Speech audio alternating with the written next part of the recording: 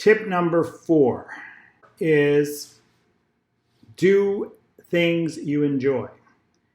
When we feel depressed, we tend to become less active and stop doing the things we enjoy. This is due to emotional predicting. Our brains only have one emotion center. And that emotion center is not only what generates how we feel in the present moment, but it's what we use when we imagine how we might feel in the future. So our brains simulate our emotional state by actually using the part of the limbic system in the brain actually responsible for emotions. So it's very difficult for the brain to be in one emotional state and imagine another emotional state.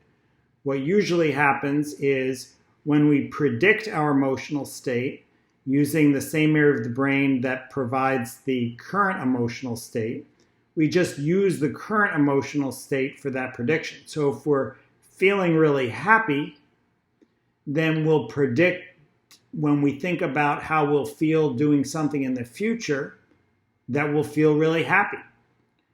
Conversely, if we're feeling really down, we'll use that feeling of being down to predict how we'll feel when we imagine doing something in the future.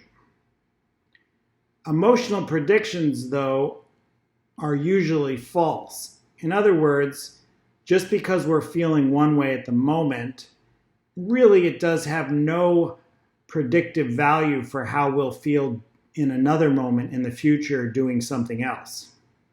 And in fact, activity versus being passive often lifts us out of our mood.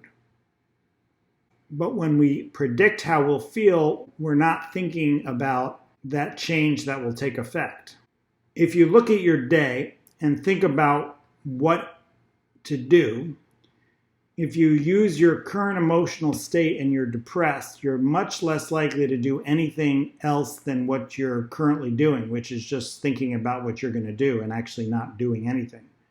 If, on the other hand, you think about your day and think about days like it when you were doing activities that made you feel good, and you plan and act on what has made you feel good in the past rather than what you imagine you'll feel like in the future, you're much more likely to have an enjoyable day. In other words, you structure activities that have proven to you in the past that they cause you to be happy rather than determine whether or not you'll do activities at all based on your current mood. And it's really well summarized in this quote by O.H. Moyer. It's easier to act yourself into a better way of feeling than to feel yourself into a better way of action. It's easier to act, no matter how bad you feel at the moment, and watch how that lifts your mood, rather than waiting for your mood to lift before you act. An example for myself is I go for a walk at noon with a colleague at work every day. I can tell you, looking back on those walks, that I love it.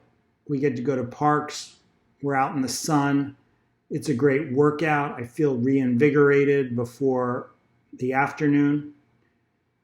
If I did an emotional prediction at the 15 minutes before lunch, do I really want to go for a walk? Do I feel like going for a walk? Do I want to go for a walk?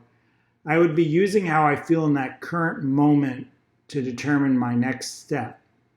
And that would lead me to many times not go for that walk.